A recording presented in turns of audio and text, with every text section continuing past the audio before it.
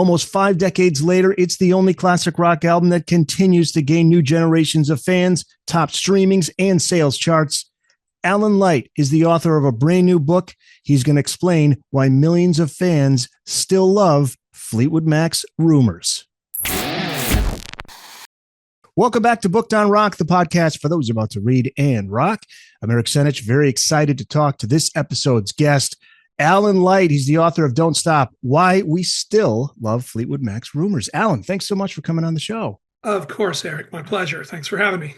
This is interesting. The focus of the book is on what makes Rumours stand out among other classic albums.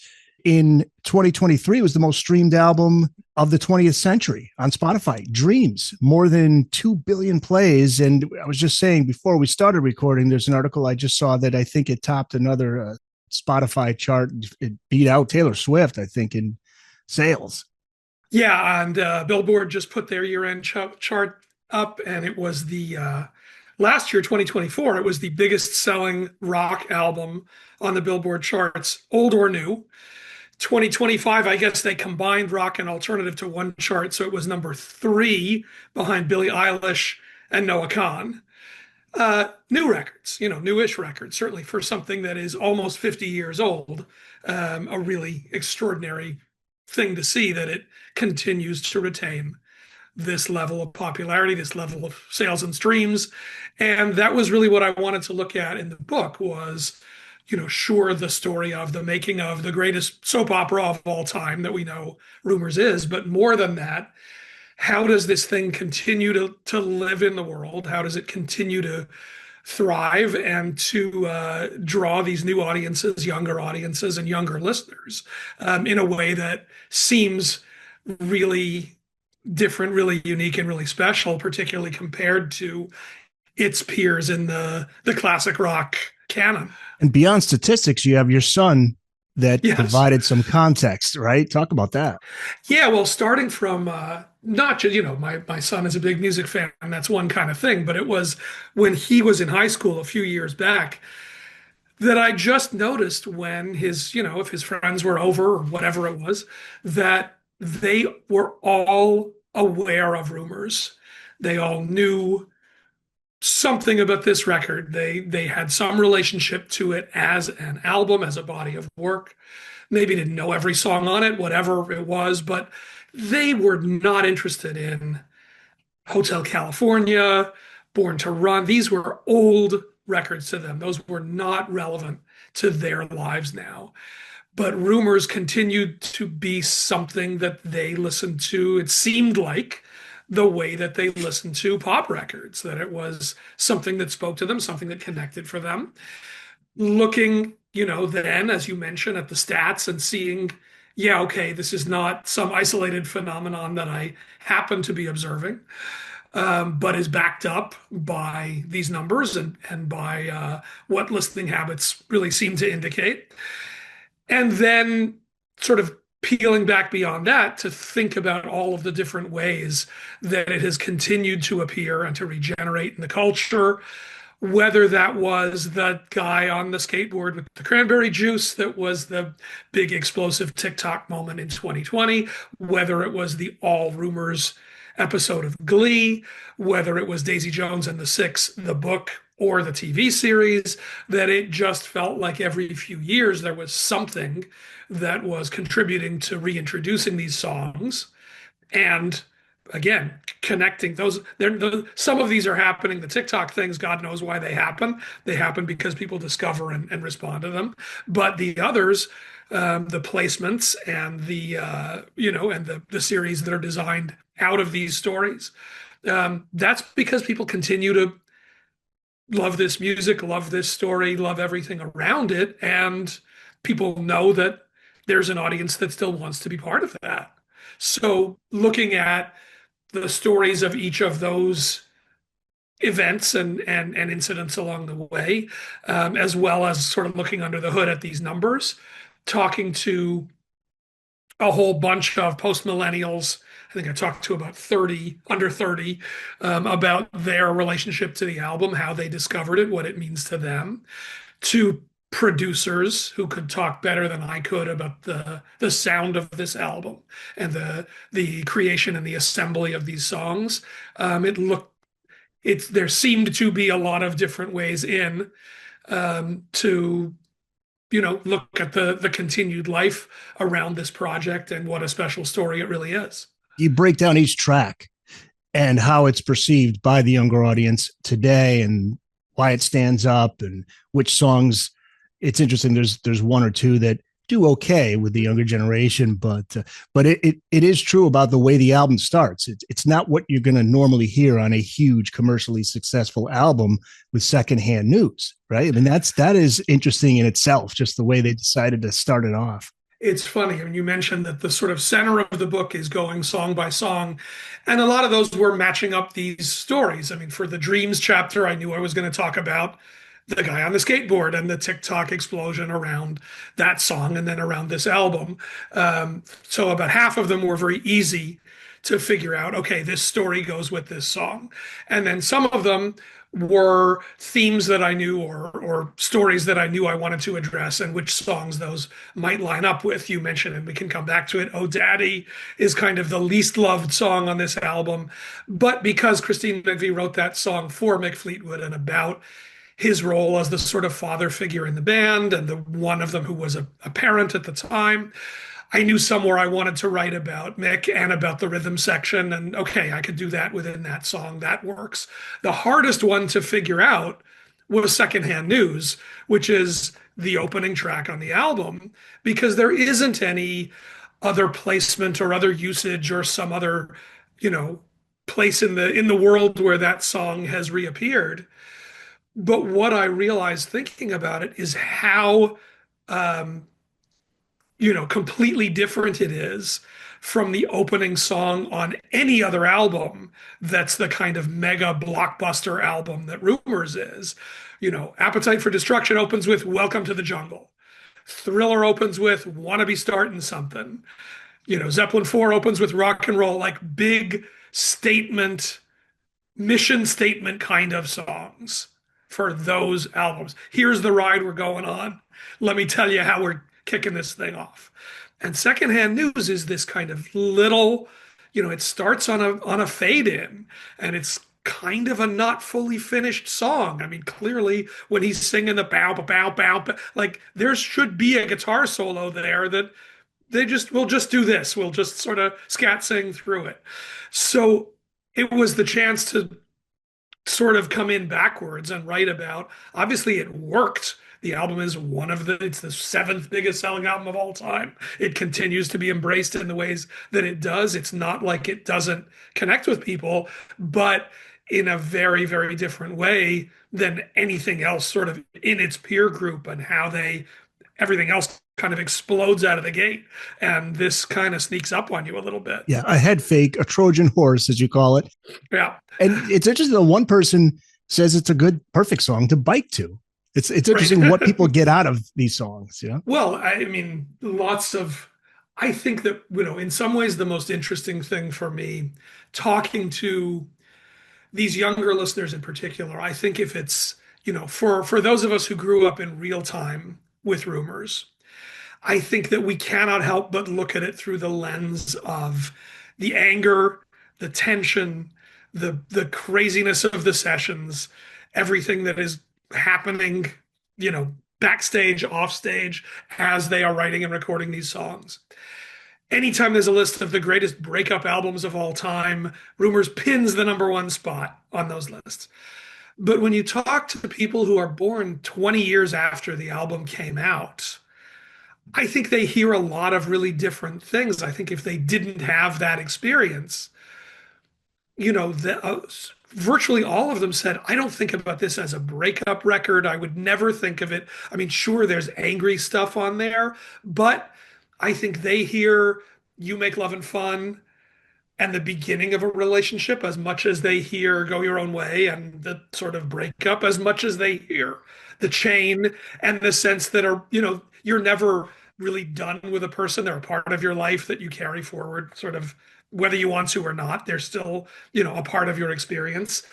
And I think particularly for young people who are going through their first relationships, their first heartbreaks, that spectrum of emotions is really what connects with them rather than just the chaos and the anger around it, which I just didn't hear them keying into the same way. So you get a lot of, I listen to it when I wake up in the morning when I'm getting ready for school, or before I go out with my friends, or when I'm running, or when I'm biking. It's a much more engaged and sort of warm connection to these songs than I think what we bring to it, remembering the time and all the baggage that it had with as it was happening. Isn't that amazing? Because I was born in 72. So I'm part of the VH1 Behind the Music Right. crowd, Right. and I listened, I'd watched that special. I knew about the songs, but that got me listening to the album because of, because of the drama that was happening within the band along with the songs. But yeah, it's interesting how it's coming to this new generation and how it's presented to them. And listen, there were kids I talked to who were like, we're theater kids. We love the drama. We're super into all the lore and the story and the soap opera, and we follow all of that. There were others, some almost resented it and said, I don't like that gets in the way of listening to the record, that I have to think about that stuff. I just want to be able to listen to the songs. And there were some who really didn't. There was one girl I spoke to and said, when did you find out about all of the craziness and the soap opera and all that stuff? And she said, right now, when you just asked me, I don't know anything about any of that. And that has nothing to do with why I listen to this record or, what I think about these songs. I don't know about any of that stuff. So there's a really wide range of what what the relationship to the narrative is, the drama is, either connected to or not to the music. I think this book is important for those in the marketing business and the record business to really understand how do you market these albums to a younger audience, because this is all like unintentional marketing. These are things that are just happening by accident. Because I worked with somebody in his 20s, and he was telling me he knew about Aerosmith, and then I was shocked. And as you can see behind me, I'm a huge Van Halen fan. He goes, he says, yeah, wasn't Van Halen the band with a brown M&M story? I'm like, how did that even come to you? How do you even know about it? Did you find it out on YouTube? Like, where, I don't even know where they're receiving this. Some things just become algorithm myth, right? Or whatever. Yeah, just and a lot of the rumors. I mean, look, some of the placement stuff, the using the chain in Guardians of the Galaxy and things like that. Right. They're at least intent. They may be intentional on the part of the film. Yeah, movies are big. But they're intentional. Some of them, the TikTok stuff, nobody knows how that happens. I mean, how that confrontational moment in Silver Springs, where you're talking about, where there was that happened at the reunion show in 1997, the dance that became such a huge moment in the reintroduction of Fleetwood Mac. But why within the last couple of years, that moment of Stevie Nicks picking up the mic, going over at the end of Silver Spring, singing those lines right into Lindsey Buckingham's face, that has become TikTok gold, and has almost become a moment that has been the introduction for a lot of kids to this album, to this project, for a song that wasn't even on the initial release of Rumours in the first place, and yet has become inextricably part of that story. Yeah, you can't make that up. Being old school, I resist. I hate the idea that with this podcast, I do have to break down things into little minute-long shorts, and those get the most views than the ones that the long form and even maybe a 10-minute video. That is the reality, and if it works, it works. And film is a huge vehicle for like that. You hear these songs all the time in these movies, Marvel movies, but also television, like Glee played a role. Well, I used that in the chapter about never going back again, because that was of that Glee episode, and there were a lot of again, if it's the sweet spot for age. There were a bunch of folks who, if they're sort of in their mid to late 20s, where their introduction to they were watching Glee, and their introduction to Rumours was, the first time that Glee did a full episode or on one album was an all Rumours episode that they did, and that was where a bunch of those, whatever they were, 10 to 12-year-olds at the time, keyed into this album. And a lot of them talked about that. Now, the production of the Never Going Back Again performance on the show as sort of the most memorable. There was a sort of a production number around the kid who was in the wheelchair, where he breaks up with the girlfriend and goes through the hall singing that song, and a bunch of guitarists sort of gather behind him, and they end up on the stage with 20 guys playing acoustic guitars, and that was a moment that really stuck for a bunch of these listeners. But whatever it was, there are all of these different entry points in, and that was a thing that I'm paraphrasing a little, but I talked to a guy named Michael Ozuwaro, who's a producer, works with Beyonce and Frank Ocean and a bunch of sort of leading R&B artists, and he kind of said, when the way that you have to compete for attention now with the constant bombardment of input, that really having multiple entry points is an important thing. That you might notice something over here, hear the song over here, see a thing on TikTok, it's on TV, or it was in a movie trailer, and you sort of put together, oh, I guess this is all that thing, and maybe I'll give a listen to that thing. That it takes a couple different spins of the wheel sometimes for things to connect. And because Rumours has all of these different ways in for these kids, maybe it's Taylor Swift talking about Stevie Nicks, maybe it's Harry Styles, inducting Stevie into the Rock and Roll Hall of Fame, or covers that they've done, or you see it in a film, or it's on TikTok, or whatever it is, that at a certain point it becomes, I guess this is a thing, I should see what that's about, since it kind of keeps coming up. He was pointing out what it means that it can connect with you from all these different directions. Many small pieces of the pie to make up the pie now. Right. Where it used to be get your song on the radio, yeah, and tour. Then it became MTV radio tour.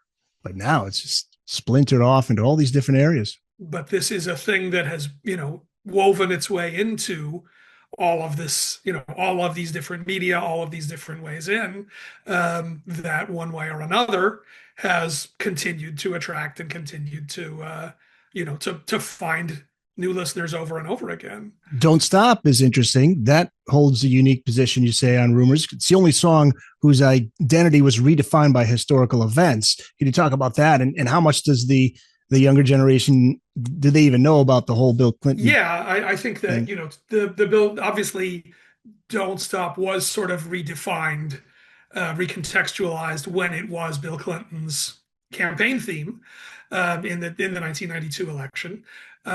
Certainly an interesting story how that came to pass.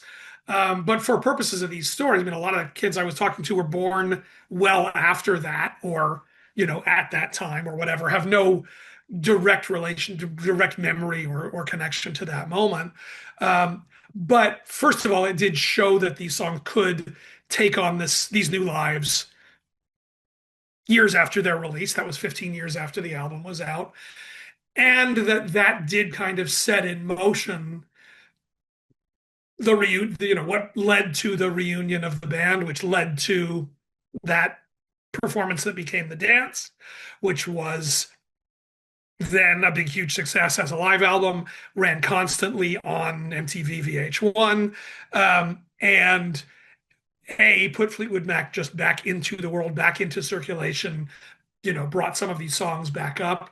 And also then in interesting ways, Taylor Jenkins Reid, who wrote Daisy Jones and the Six, said that it was watching the dance performances when she was a kid and trying to figure out this dynamic, what was going on between Lindsay and Stevie, singing that Silver Springs performance, singing Landslide, and trying to understand what chemistry is happening that gets you to that moment. That was what inspired her to want to write a story about a band like that.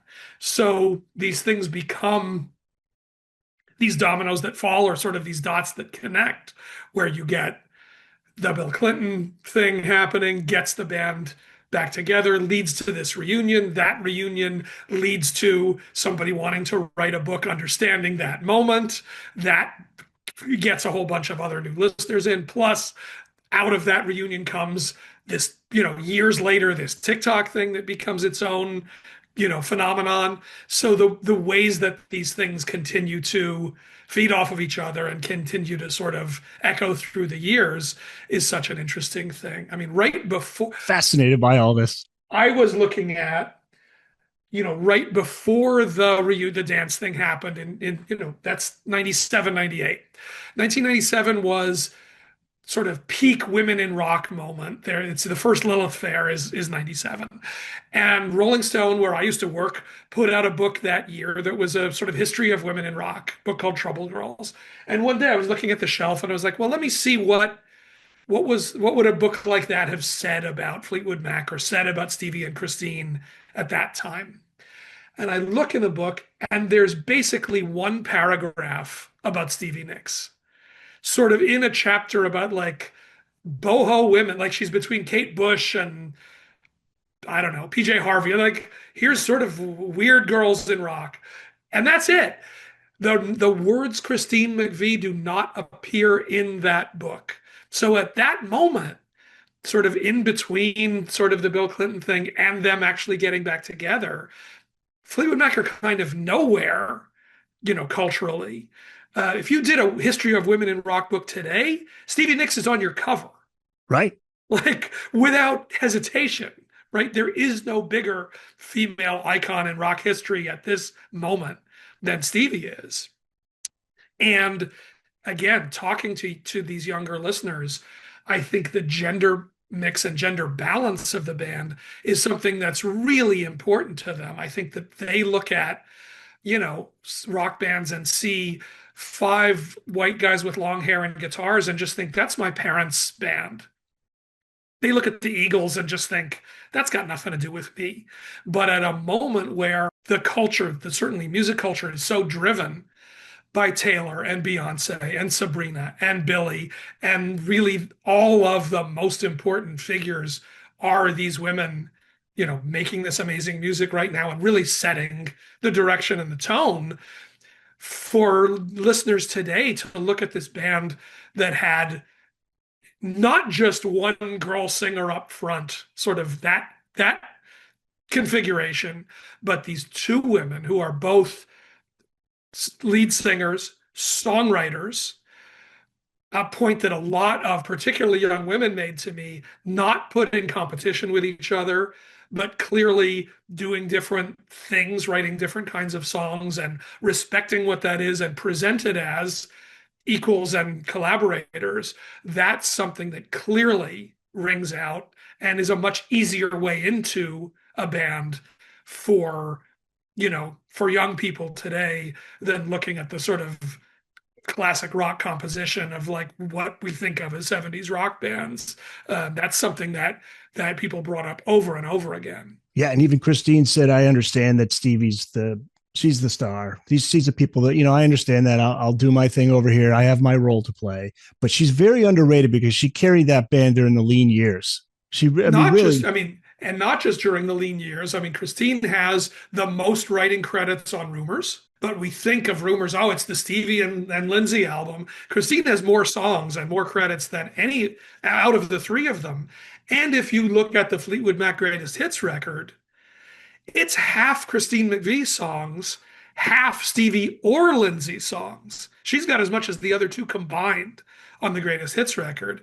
So a little more quietly, not that she isn't going through crazy drama as her marriage is falling apart during the Rumours sessions too, but maybe not historically, considered as central to what the record is, but absolutely is essential to not just what the Rumours album is, but as you're saying, to the full story of what Fleetwood Mac is.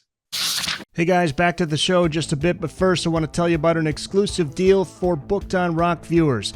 Get 15% off any purchase at oldglory.com. Over 300,000 officially licensed items covering music, sports, entertainment, and pop culture. Merchandise featuring legendary music artists like Bob Marley, The Beatles, Grateful Dead, Pink Floyd, Led Zeppelin, and many more. Go to oldglory.com and make sure to use the promo code BookedOnRock. Also find a link in this episode's description or just go to bookedonrock.com and click on My Deals. Alan Light is the author of Don't Stop, Why We Still Love Fleetwood Mac's Rumours. Go Your Own Way addresses the breakup of Lindsay and Stevie, and you say it's difficult to figure out where it stands with listeners today. Some varied views on the song from the people you spoke to, possibly misread. I don't know, misread. I think that relate to the point that I was just talking about. If you are looking at Fleetwood Mac and something that's really important to you is this centering of female voices, is this empowerment of these two women who are two of the three, front persons of the band. This kind of hostile song from Lindsay can land, a little bit sour. I think for some of these listeners, I think they're not necessarily looking to cut Lindsey Buckingham the same kind of break as the angry songs that you get from the other guy. There's no shortage of anger in the other songs as well. But I think there's a little more pushback when you're hearing it from the guy in the band. Clearly it's not and Stevie has said she has mixed emotions about that song. She always hated singing some of those lines. She hated singing the, packing up, shacking up's all you want to do line. She said was very unfair to her and to their story. So, I think there is some resentment about, some of the stuff, some of the Lindsay expression within the band. But what you really cannot separate is even at the worst, the lowest points of the breakup of the whatever's going on between Lindsay and Stevie, that Stevie is very upfront about. He was the guy who knew what to do with my songs. I would go off and write these Dreams is this 2-chord song. I wrote it. It was 7 minutes long and had all these verses. Christine McVie says, Stevie brought this song in, and I was like, this song is really boring. Why would we ever record that? This is a mess. And Lindsay takes it and figures out how to edit it, how to arrange it, where to, bring the guitar in, where to bring the different sounds in, how Stevie should present it. Comes back. Christine's like, well, this is a great song. Of course we should record that song. And it becomes their only #1 hit in their entire career. And Stevie said, whatever was going on between, me and Lindsay, he understood the stuff that I was writing and how to take these songs and turn them into records. So any, understandable, sort of side eye that you might take at Lindsay and, him taking over the band too much or forcing some of these emotions that maybe weren't totally fair into these songs. Also, what he was able to do to create the sort of sonic vision and architect these songs, including in some ways, especially the Stevie songs, is absolutely imperative to understanding this album. Sure, absolutely. And I don't think there's ever been a song prior to this song, Go Your Own Way, with that much aggression. The Bob Welch years, very mellow. Prior to that, Peter Green, very bluesy. There was I was listening back through all of the albums and trying to find something where Loving You isn't the right thing to do. That's just like, right. Whoa. That's where we're coming in. That's where it starts. Line 1, that's where we're coming in. Right. Yeah. And look, that balance, I talked to a guy named, Julian Bonetta, who's a songwriter who wrote the big Sabrina Carpenter songs and a bunch of One Direction songs and like a big pop songwriter. And he said some great things throughout, but he also said one thing about Rumours that's so extraordinary is it's never too much of one thing, right? It's a rock record, but it doesn't have 5-minute guitar solos. It's a pop record. It's a yacht rock record. It's smooth, but it's not too smooth. It's, British and it's American, like whatever you want to take, there's this incredible sort of tightrope balance that this record presents. So you get the rock of Go Your Own Way or of The Chain, but then you get the ballads, you get the more, you get the acoustic stuff, you get the more sort of soulful stuff on the Stevie songs, and it never tips too far. There's the Lindsay playing, like there's great sort of rock jam stuff on it, but that doesn't take over anything. And so, anybody, whatever it is that you want, whatever it is that you react to, it's in there and it's not getting overwhelmed by any other particular element. And they didn't have, I don't think Lindsay had that foresight, but it just turned out that these songs age that way. Songbird is a great example of why the longevity of this album. Here's a song that people came around to, but not right away. Not right Years away. later, they go back and listen, like I did that song, but it's like, this is an absolutely beautiful song. And it's interesting. A lot of the younger people said, I didn't get that at first. When I first started listening to this album, and I was 15, like I didn't want to hear a quiet, spare ballad. Like, I didn't have the patience for it. I didn't really respond to the emotion of that. But as I sort of matured a little bit, got a little bit more life on me, that became a favorite. That became a song that I turned to as I felt like I could understand it. And I tell the story in the book of because some people came to that song through that woman Eva Cassidy, who was this soul pop jazz singer in out of Washington D.C., who also sort of didn't get discovered until after her death, got embraced initially in England on the BBC and became a huge her sort of posthumous album became a massive hit in England and then came back. It was used also in a bunch of soundtracks. That's the version that you hear in Love Actually, since we are in the holiday season and people would be watching Love Actually. That was the version that was there. That's many years down the road. I mean, that's years till she records it. It was a title. It was the Songbird was the title song for Eva's big album. And then after she dies, then people turn to that, and that becomes, I mean, that's it extends over decades, that story, and yet that's how a lot of people came into that song and then found their way back into this record. The Chain, the second most streamed song on Spotify from that album, Behind Dreams. Why that wasn't released as a single, and not even a single, right? Why do you think people take to that song so much? I think that besides that it's a great song. I mean, besides the that it's bass a great line, song, you can't avoid that bass line. Friends who are bass players are like, that bass line is kind of for bass players what Smoke on the Water is for the guitar. Right. Like, then you pick up a bass, that's the first thing you try to pick out. I mean, The Chain is fascinating. It's certainly had other uses. It was in England, it was the theme to the Formula One broadcasts for about a dozen years, which is a big deal in the UK, increasingly a big deal here as well. But that lots of usages in films, in soundtracks. Again, Guardians of the Galaxy, a big placement. But that one, I think that rock radio also came to embrace over time.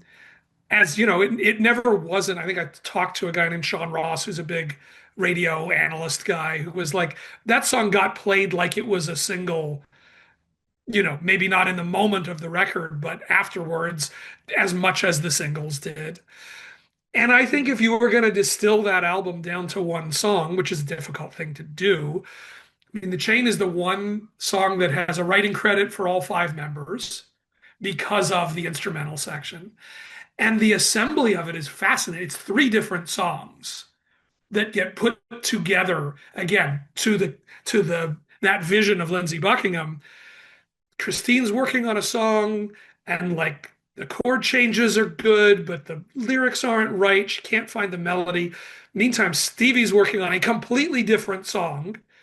And he's like, well, we could try that melody and words over this shell of a song that Christine's working on. I think those could kind of sync up.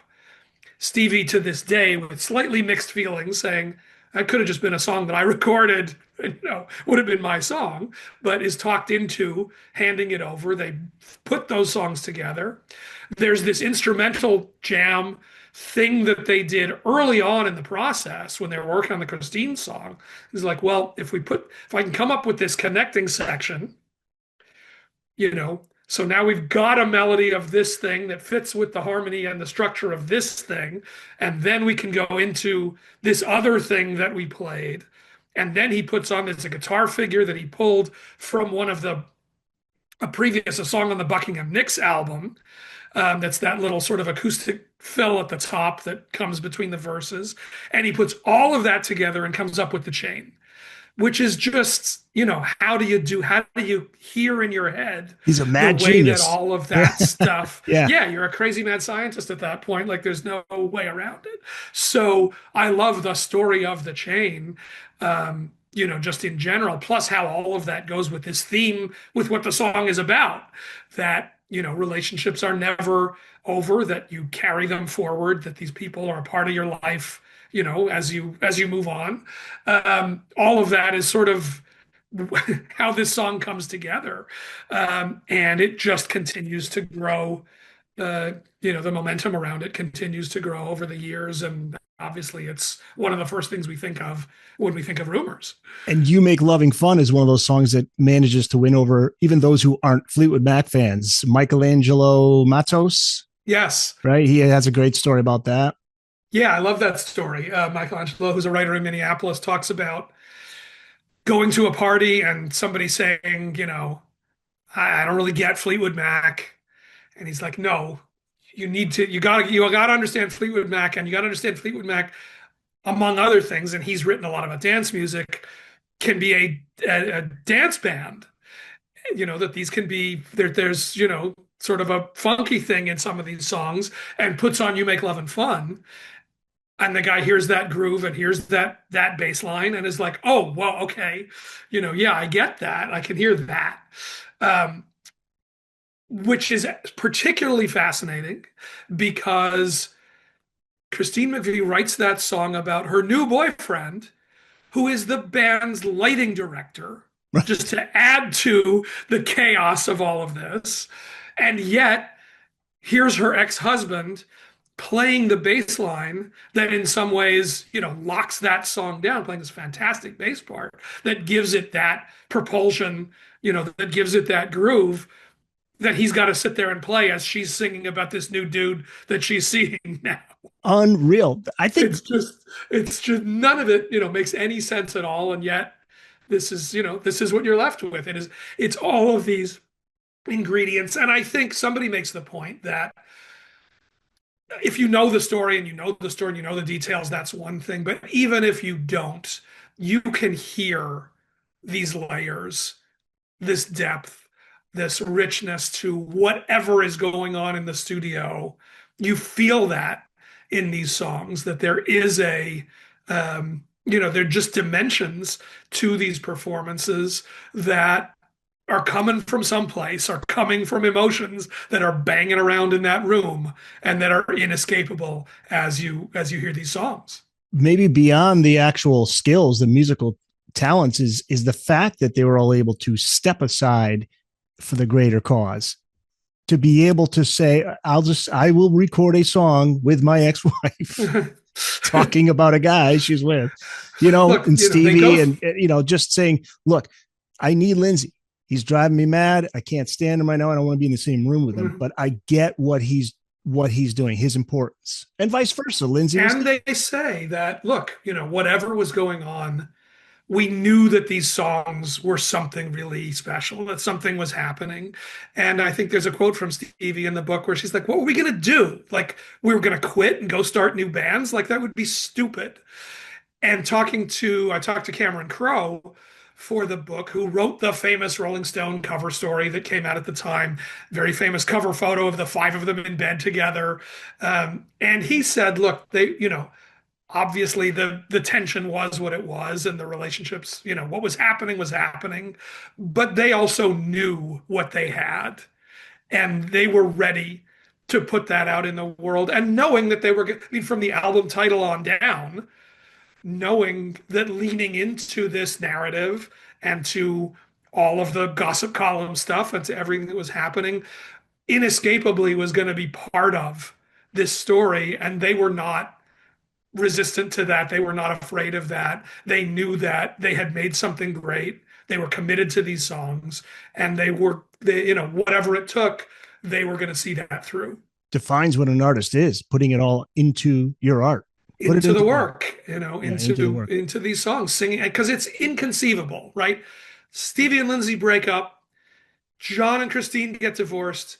Mick and his wife get divorced. Mick and Stevie have an affair. Right. Christine starts dating one of the crew. All of this is happening, and yet they're showing up in the studio every day, singing these songs, writing these songs, recording these songs about each other and about what they're going through, and sitting there together working this stuff out. It is unimaginable what that was. And look, that's a story you said. There was the behind the music, there was the classic albums episode. Ken Calais, who co-produced the record, he wrote a book about it. There was even, I had him there was on for this his book on Tusk. I didn't have him on for Rumors. there was this play Stereophonic last year that won the Tony for best play of the year. That is a very, very mildly fictionalized version of the Rumor story, to a point that Ken Calais ended up suing them, saying that too much of this was taken from his book, which it was. And yet, people still love this story. They still love what that is. I didn't need to write that book. I needed to do enough of the context, do enough of, you have to know what I'm talking about. But again, what I really wanted to look at was not just the making of story, but the afterlife, the legacy, and this endless popularity, and why people keep turning to it over and over and over again. The story itself, we know, is astounding and weaves its way in through all of this stuff. But also there are places to turn to be able to get that. That's what I love about the book. Yeah. The angle that it takes and the way you look at the album from that aspect. Saturday Night Live is another vehicle, right? For a bizarre choice. I don't want to know, which I love. This maybe my favorite deep track off the album. But this skit was Paul Rudd. Paul Rudd and Claire Mullaney was the staff writer who chose it. So yeah, there was this sketch, and it's funny. There have been just weird Fleetwood Mac references on Saturday Night Live over the years, right? There was Lindsey Buckingham as a recurring punchline on the "What's Up with That" sketch that Kenan Thompson did. The end of every sketch was, we have Lindsey Buckingham, and then it was Bill Hader, I guess, and they would never let him talk, but he would just sit there in the funny haircut and the leather jacket.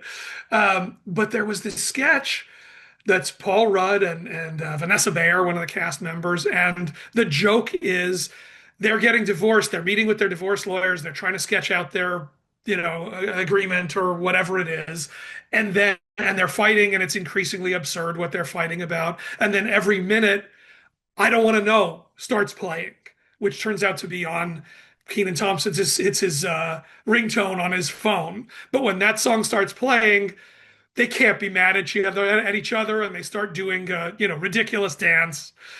And I was like, what the hell? 25 years after this album came out, or whatever it was, 30 years, the whole premise of the punchline of a whole sketch is this song that, as you said, is a deep cut, like not one of the big songs on the album, not something you ever hear on the radio. So I wanted to figure out why, like, how did you settle on that? And so, knowing people who know the writers, I chased down that it was Claire Mullaney, who was John Mulaney's sister. He was a head writer on SNL, but it was her sketch that she had written, and talked to her about it. She said it was something that she had developed doing, at her improv group in Chicago before she came, and just said, like, everybody loves Rumors. That was the perfect, like, the way that song starts with the stop and the start guitar and the drums coming in, like, it was just the right mood. And I never thought about using anything else. And I was like, okay, but did everybody else get it? Like, were people like, what is this song? Like, what are you even talking about? Yes. It's like, I don't know. The crew loved it. We were getting laughs, and we just sort of went with it. So it was so wild to me. Like, it's one thing to do that if the punchline, not that it would work for this punchline, but were "Go Your Own Way" and everybody knows the song, and okay, this was not that. This is, one of, if not the least known songs on this album, and yet there it was getting laughs at 11:45 on a Saturday night. Yeah, and here it is, another vehicle to introduce a song from the album to millions of people. So once you start looking, you start finding these things that are out there, these examples, and similarly looking for young people to talk to about the album. I wish I could pretend I was such a great reporter that I could go out and dig up these kids and find them. I did a lame, super vague social media post. Yeah. Hey, anybody have kids or young friends or relatives who are into Rumors? I think I booked 13 interviews the next day, which is also totally validating, because you're like, oh, okay, it really is out there, that it's easy to, it's easy to find a lot of a group of young people who are into this. And then once you start looking, there were these two younger women who were sitting behind me and my wife at the Stevie Nicks show at Madison Square Garden. I'm like, well, I gotta ask them. I just have to figure out how to not be a creepy older guy asking for their number. Like, to be like, I'm here with my wife. I'll give you my email. You write to me. Just so I'm you not know. gonna, like, just so you know. They were great. And then you just start running into, oh, we've got an intern this semester, this summer, who was talking about how much he loves Rumors. Or my favorite, I grew up in Cincinnati. I'm a big Cincinnati Reds fan. I'm a big baseball guy. And I Nice. follow a guy on social media who's like the Reds, big sports guy there, does a Reds thing on the radio, whatever.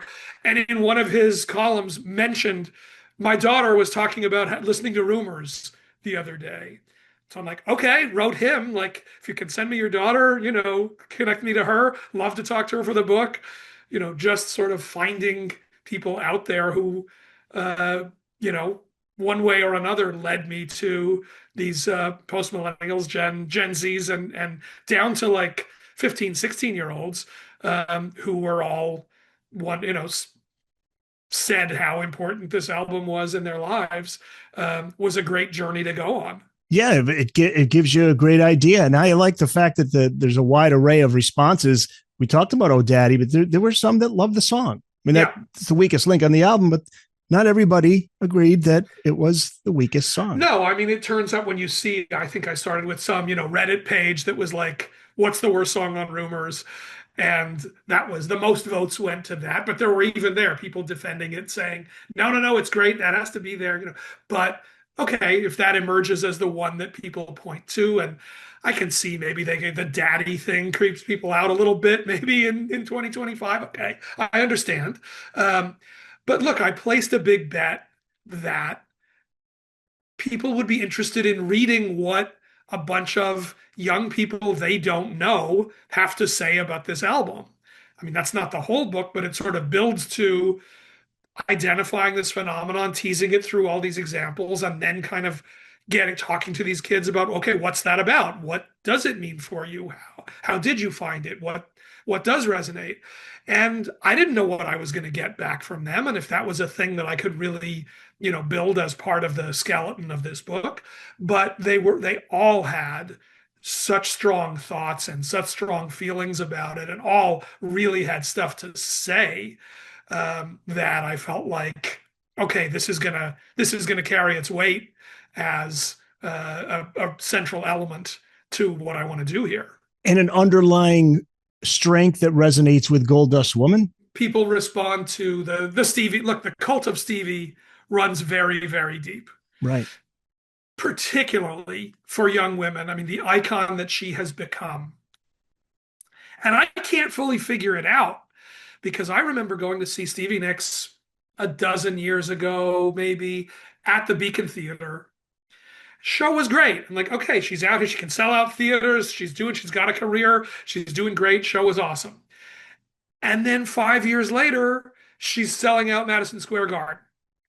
And then 5 years later, she's co-headlining stadiums Yeah, with Billy Joel. Isn't And that it's amazing? and it's not like there was some big Stevie Nicks hit in the last 10 years that would have accelerated this embrace of Stevie as a superstar. It just has been this snowball. Again, I think between Taylor Swift talking about her, Harry Styles talking about her, all of this Fleetwood Mac stuff, and just the sort of iconic female, the strength that she represents, the independence that she represents, how she, stands for this generation. But it is kind of unbelievable how much the popularity and the importance of Stevie Nicks has expanded in the last 10, 15 years, just kind of based on her, like not out of anything that you can point to and say, oh, okay, it's because of this thing that happened. So Goldust Woman, obviously a central piece of, the Stevie story and her telling her story. Goldust Woman was also the opportunity in the book to talk about drugs and Rumours, which I think is a thing that you have to address somewhere, what that did to these sessions and these relationships, and what getting the record done uh, required or was fighting against, or however you want to look at it. So in terms of looking again song by song, that was a window to sort of plug that piece of the story in as well. Seeing Stevie get into the Rock and Roll Hall of Fame as a solo artist, and seeing and reading about how essentially Lindsay was out of Fleetwood Mac because it was an ultimatum. It's me or him. And at that point, they were like, "Yeah, you know what, Stevie, you're it. We're Stevie holds all the cards, and that's strength. I mean, I think that's the strength that people are talking about. they can go be Fleetwood Mac with Stevie Nicks in the band Right. and Lindsey Buckingham not. They cannot go out and be Fleetwood Mac with Lindsey in the band and not Stevie. So, that, and yes, being the first woman inducted twice into the Rock Hall as a solo artist, in addition to as part of the band, was certainly a big, a pivotal moment, a marker for her. I wonder how much too. Also, the fact that she's like, I'm never going to get married. She did get married, but she realized music is the love of my life. That is it. I'm not going to. And I think there's something to be said to that too. Just the other night, just the other week, when Taylor Swift was on Stephen Colbert to promote the new Era's docuseries, he asked her, who can give you advice? Like, who do you turn to and listen to what they say? The first thing she said was, I am lucky enough to be friends with Stevie Nicks. That is somebody I can turn to who can, give me guidance and has had the experience that she's had. And I'm very fortunate that I have that. That was the first thing out of her mouth. So, we see it paid forward like that. Silver Springs, we talked about it. Why was it left off again? So the official reason that Silver Springs was not on the initial album was this was back in the days when LPs, when albums came out as LPs, and you could basically only have 20 minutes of music. You could maybe stretch to 22 minutes of music on a side of an album, or you started to really degrade the sonic quality. The grooves got too narrow and you started to lose sound. It wasn't as loud, it wasn't as rich when you cut the album. So having Silver Springs on there would have made the album too long, would have taken it up over 45 minutes.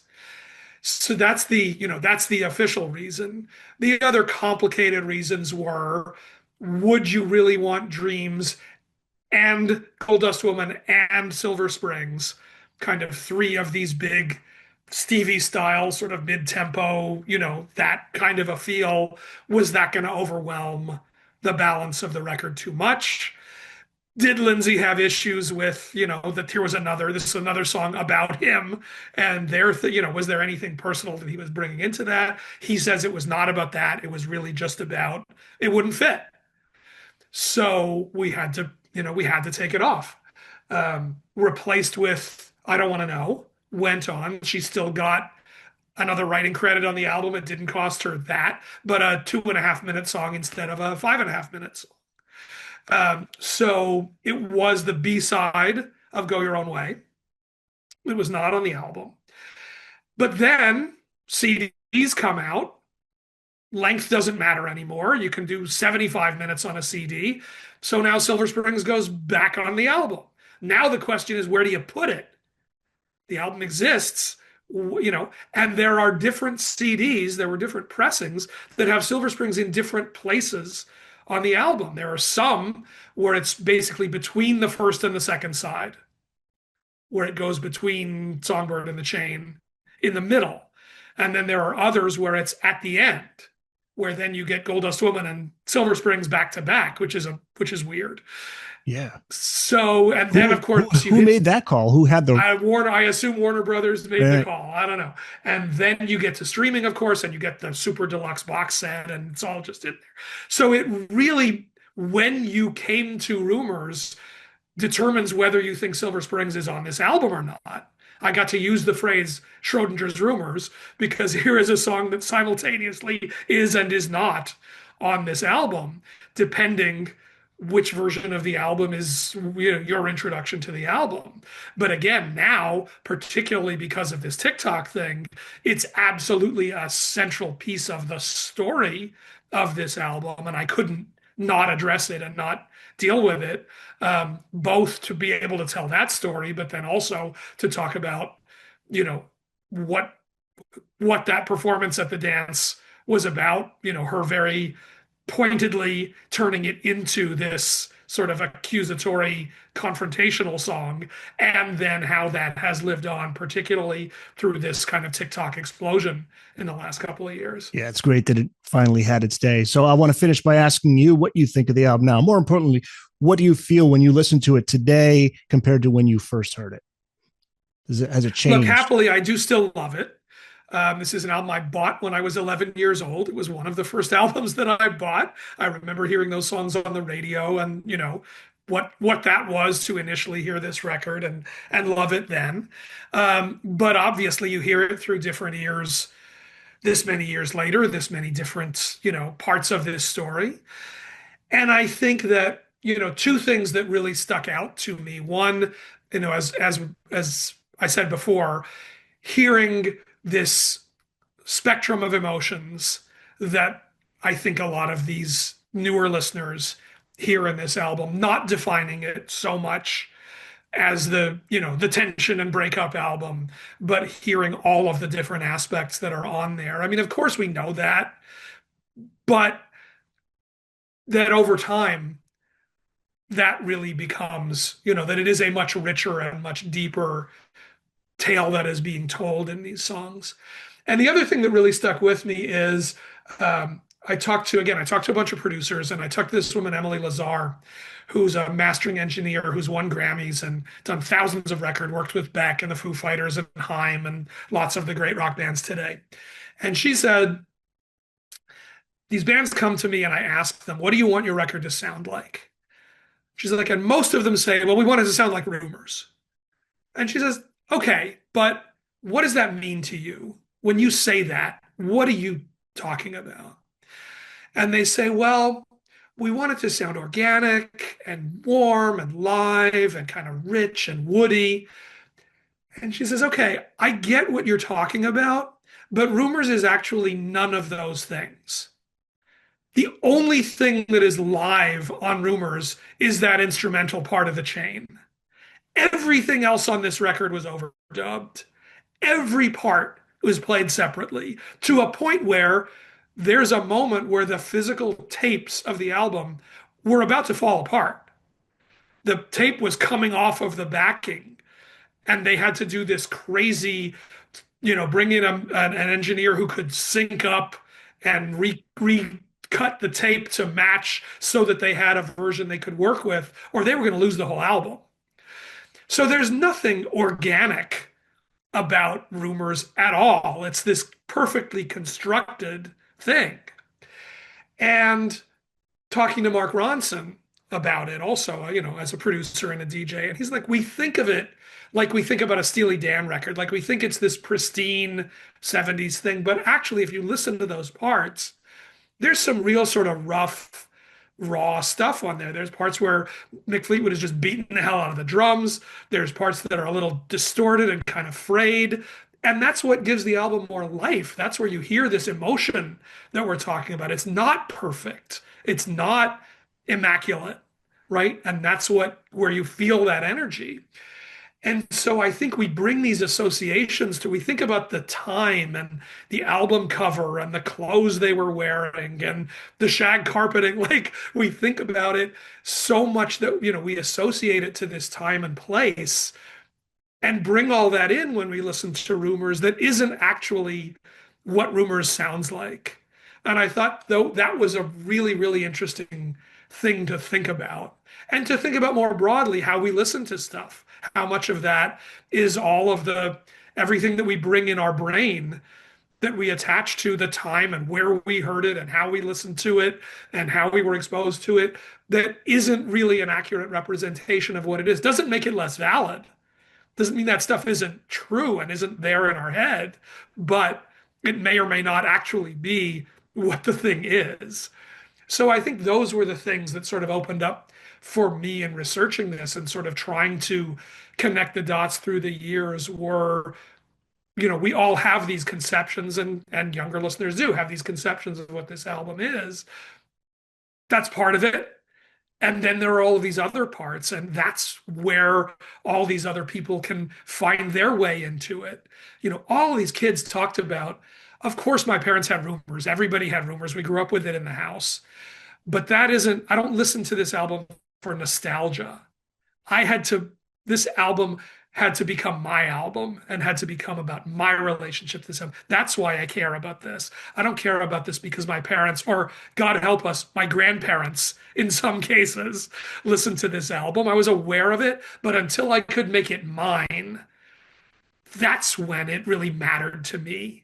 And that's the experience we all go through with the music that we love. I mean, there's stuff that we listen to, it reminds us of a time, it takes us to that place. But if we don't feel it for ourselves, that isn't, we don't care about it in that same way. That's what I got to hear over and over. And that's really powerful to hear about, any piece of music. We're talking to kids about music that they love, but also, we do this stuff every day. You get jaded about it. You get cynical. You feel like, music doesn't mean what it used to. It's not as important as it used to be. It's not like it was. You talk to these kids about their feelings for these songs, and you feel that power and you feel how important it is. That's inspiring. That's what keeps me wanting to pay attention to this stuff. I'd love to hear that. Don't stop while we still love Fleetwood Mac's Rumours, out now. Find it wherever books are sold. Look for it at your nearest bookstore. You can go to bookedonrock.com to find your nearest independent bookstore. See if you can pick up a copy there. Where can people find you online, Alan? Well, the best place right now is over on the podcast that I co-host with my friend Mark Goodman. We spent a bunch of years on Sirius XM together doing a show daily, and I listened. Our channel got shut down, so we've been doing that. So Sound Up is our podcast, sounduppod.com. You can find us there, but we're up every week. And that's kind of the best place to see what's going on in my world. Alan Light, thanks so much for coming on the show. I really was looking forward to this. This was great. Eric, absolutely a pleasure. Thanks for bringing me on.